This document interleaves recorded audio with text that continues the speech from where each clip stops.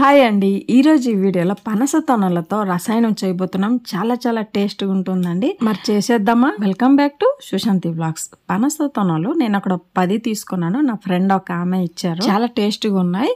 So రసాయనం చేస్తే ఇంకా బాగుంటుందని పనస తొనలు, బెల్లం, కొబ్బరికాయ, ఏలకి ఒక 4 నుండి 5, పంచదార ఒక 2 టేబుల్ స్పూన్. ముందుగా కొబ్బరికాయ తురుముకుందాం.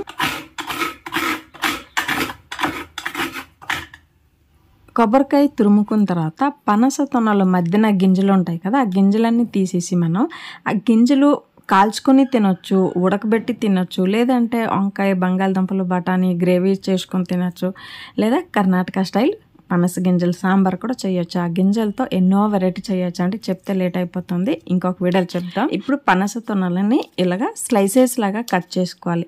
మనం రసాయనం చేయబోతున్నాం కదా, పొడవుగానే చేయొచ్చు. పీసులు అంటే స్లైసెస్ లాగా కట్ చేయొచ్చు, లేదంటే చిన్న పీసులుగా మనం కట్ చేసుకోవచ్చు. నేను ఇక్కడ ఇలాగా కట్ చేసుకున్నాను. బెల్లం తురుముకుందామా. బెల్లం ప్లేస్లో మీరు పంచదార తీసుకోవచ్చు, హనీ కూడా తీసుకోవచ్చు. కాకపోతే పంచదార హెల్త్కి అంత మంచిది కాదు అంటున్నారు కాబట్టి నేను ఇక్కడ బెల్లం యూజ్ చేస్తున్నాను. బెల్లం తురుముకున్న తర్వాత ఏలకి ఒక రోట్లో వేసుకుని దాంతోపాటు పంచదార వేసుకుంటే మనం దంచినప్పుడు వేగం నలిగిపోతుంది. ఇప్పుడు మనం పౌడర్గా దంచుకుందాం.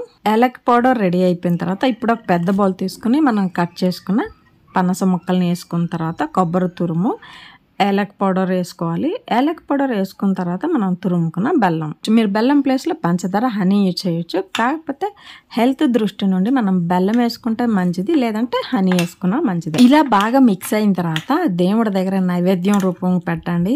తర్వాత మీరు అందరూ ఫ్యామిలీ కలిపి తినండి. చాలా టేస్ట్గా ఉంటుంది. మీకు ఈ వీడియో నచ్చినట్టయితే like, share and subscribe to Sushanthi vlogs. Signing off me Sushanti.